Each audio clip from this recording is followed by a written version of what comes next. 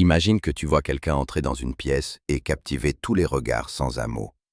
Et toi, tu te caches dans un coin, espérant passer inaperçu. Peut-être que tu as de très bonnes idées, mais ta voix tremble quand tu essaies de les partager. Peut-être que tu vois des chances à saisir, mais tu te dis « Quat, zéro ».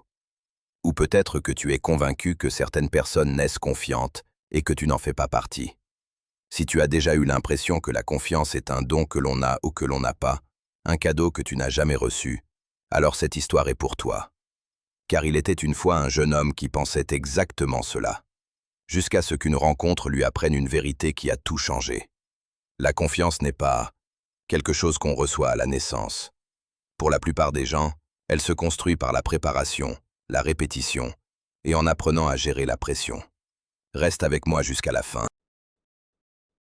Dans une entreprise technologique en pleine croissance, au cœur de la ville, travaillait Alex, un développeur de logiciels de 26 ans. Alex était brillant dans son travail. Son code était propre, ses solutions étaient nouvelles. Ses chefs louaient souvent ses capacités techniques. Mais Alex avait un gros problème. Il n'avait aucune confiance en lui. Du moins, pas le genre que l'on peut voir.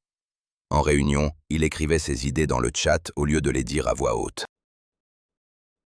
Quand son code résolvait un gros problème, il envoyait un email à son chef plutôt que de le présenter à l'équipe. Lors des événements de l'entreprise, il restait dans les coins, son téléphone à la main, faisant semblant d'être occupé. Ses collègues le connaissaient à peine, non pas parce qu'il était froid, mais parce qu'il était invisible. Chaque soir, Alex répétait des conversations dans sa tête. Cotin. Mais quand le lendemain arrivait, la peur le bloquait. Son cœur battait fort. Ses mains transpiraient, son esprit était rempli de doutes. Alex voyait son collègue Jason diriger des réunions sans effort, plaisanter avec les directeurs, proposer des idées audacieuses. De l'extérieur, Jason paraissait sans peur, comme s'il était né avec quelque chose qu'Alex n'avait pas. Et Alex ne voyait jamais ce qui se passait avant ces réunions, la préparation silencieuse, les répétitions dans sa tête. La façon dont les personnes qui semblent confiantes cachent souvent leur anxiété et parlent quand même. Alex se disait « Ta sœur aînée, Sarah, qui venait une fois par mois, lui demandait. » Il haussait les épaules, protestait-elle. Mais Alex avait déjà choisi sa propre limite. Un mardi matin, tout a changé. La semaine d'avant, le nouvel algorithme d'Alex avait en secret résolu un gros blocage que l'équipe combattait depuis des mois. Dans la hâte de donner des nouvelles aux dirigeants, sa chef a mentionné un détail qu'elle ne pouvait pas reprendre. La solution venait directement d'Alex.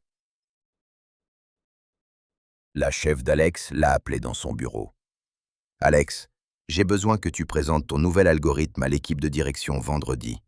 Cela pourrait changer notre produit, et le PDG a demandé à l'entendre de la bouche de la personne qui l'a créé. » L'estomac d'Alex s'est serré. Sa chef a secoué la tête. Pendant 3 jours, Alex a à peine dormi. Il a préparé la présentation parfaite, a appris la structure par cœur, a répété les transitions devant son miroir jusqu'à ce que les mots semblent gravés dans sa langue. Mais l'idée de se tenir devant ses directeurs le rendait physiquement malade. Vendredi est arrivé comme un orage. Alex est entré dans la salle de réunion. 12 directeurs, 12 pères Dieu. Le PDG était assis au bout de la table, calme et sans expression. Alex a cliqué sur la première diapositive. Il a ouvert la bouche pour parler. Il a forcé une phrase, faible et tremblante, puis son esprit s'est fermé. Ce n'était pas qu'il ne connaissait pas son travail. Sous la pression, les gens peuvent avoir un genre de blocage mental, où l'accès à la phrase suivante disparaît d'un coup.